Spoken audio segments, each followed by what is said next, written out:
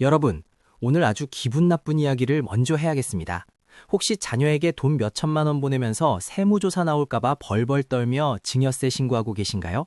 국가에 충성하는 그 마음은 가상하다만 부자들의 눈에 여러분은 그저 시스템이 짜놓은 판 위에서 춤추는 가장 다루기 쉬운 말일 뿐입니다. 대한민국에서 가장 정직하게 세금을 다 내는 사람은 누구일까요? 바로 법을 잘 모르는 중산층입니다. 정작 법을 만드는 분들, 높은 자리에 앉아 계신 장관님들은 어떨까요? 최근 한 장관 후보자의 사례를 보십시오. 딸에게 6억 5천만 원을 줬는데 세금은 0원입니다.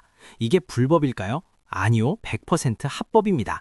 여러분이 꼬박꼬박 세금 낼 때 그분들은 법의 테두리 안에서 시스템을 비웃으며 자산을 대물림하고 있습니다. 오늘 제가 그 영리하고도 잔인한 비밀을 전부 까발려 드리겠습니다. 이 영상을 끝까지 보지 않는다면 여러분은 평생 국세청의 가장 착한 후원자로 남게 될 겁니다. 자, 그럼 장관님은 어떻게 그 많은 눈을 피했을까요? 그 비밀은 국세청도 차마 건드리지 못하는 마법의 종이 한 장에 있습니다.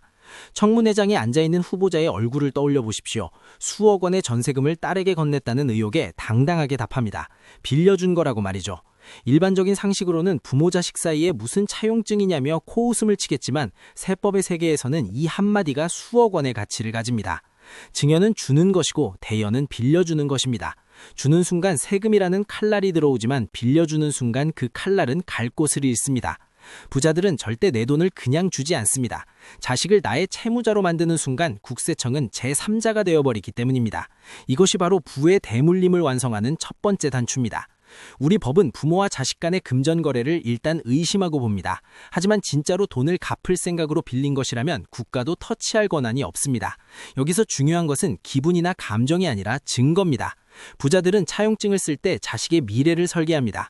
부모에게 진 빚이 자식에게는 자산을 불릴 종잣돈이 되고 나중에 상속받을 때 이 빚은 오히려 상속재산에서 빠지는 효과까지 가져옵니다. 합법적으로 자산을 숨기고 동시에 자식의 자립을 돕는 이중 설계. 그런데 이 설계를 완성하기 위해 반드시 지켜야 할 마법의 숫자가 있습니다. 과연 국세청이 눈 감아줄 수밖에 없는 그 숫자는 무엇일까요? 세법에는 독소 조항 같지만 사실은 축복 같은 숫자가 숨어 있습니다. 바로 연 4.6%라는 법정 이자율입니다. 부모 자식 간에 돈을 빌려줄 때는 이만큼의 이자를 받으라는 가이드라인이죠. 그런데 여기서 반전이 일어납니다. 법은 이렇게 말합니다. 원래 받아야 할 이자와 실제로 받은 이자의 차이가 연간 1,000만 원만 넘지 않으면 그냥 넘어가 주겠다고 말이죠. 즉 이자를 한 푼도 안 받아도 그 이자의 총액이 1,000만 원 미만이면 세금은 제로가 됩니다. 이 1,000만 원이라는 틈새는 평범한 사람들에게는 보이지 않는 거대한 탈출구입니다. 이제 계산기를 켜고 숫자를 입력해 보겠습니다. 2억 1,730만 원. 이 숫자를 기억하십시오. 여기에 법정 이자율 4.6%를 곱하면 약 998만 원이 나옵니다. 국세청이 정한 데드라인 1,000만 원에서 딱 2만 원이 모자란 환상적인 숫자입니다. 이 말은 즉 여러분이 자녀에게 2억 1,730만 원을 빌려주고 차용증에 이자 0원이라고 적어도 국세청은 이를 증여로 볼 근거가 전혀 없다는 뜻입니다. 장관님들이 왜 금액을 쪼개고 금리를 조정했는지 이제 이해가 가시나요? 그들은 이 소수점 단위의 싸움을 하고 있는 겁니다. 여기서 한 단계 더 나아가면 전율이 돋습니다. 증여는 부모를 합산해서 계산하지만 대여는 개별 거래로 인정받을 수 있습니다. 아빠가 아들에게 2억 1,730만 원, 엄마가 아들에게 또 2억 1,730만 원. 이렇게 하면 벌써 4억 3천만 원이 무이자로 넘어갑니다.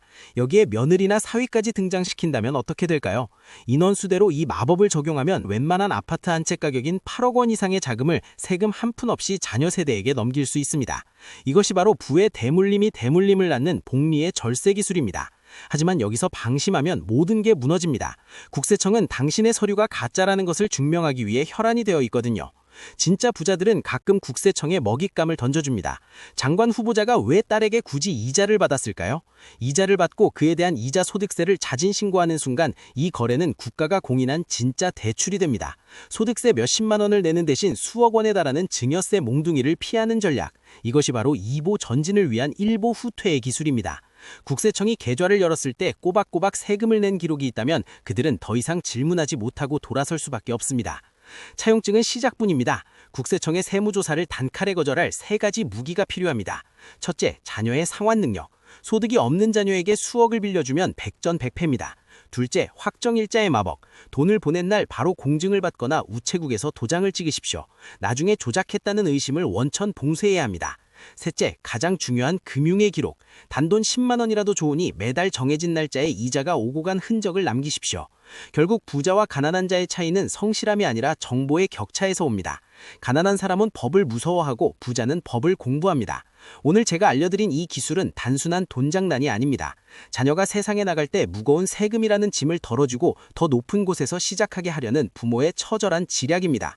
법을 지키되 법의 빈틈을 활용하십시오. 그것이 바로 이 거친 자본주의 세상에서 여러분의 소중한 자산을 지키는 유일한 길입니다. 오늘 당장 자녀와 마주 앉아서 이 숫자에 대해 이야기해 보십시오. 여러분의 대화가 자녀의 평생을 바꿀 겁니다. 여러분이 오늘 이 내용을 듣고도 아무것도 하지 않는다면 나중에 자녀가 낼 증여세는 고스란히 여러분의 책임입니다. 이 정보가 여러분의 자산을 지키는 강력한 방패가 되었기를 바랍니다. 다음 시간에는 국세청이 절대 말해주지 않는 또 다른 부자들의 비밀을 들고 오겠습니다. 지금까지 돈의 비밀이었습니다.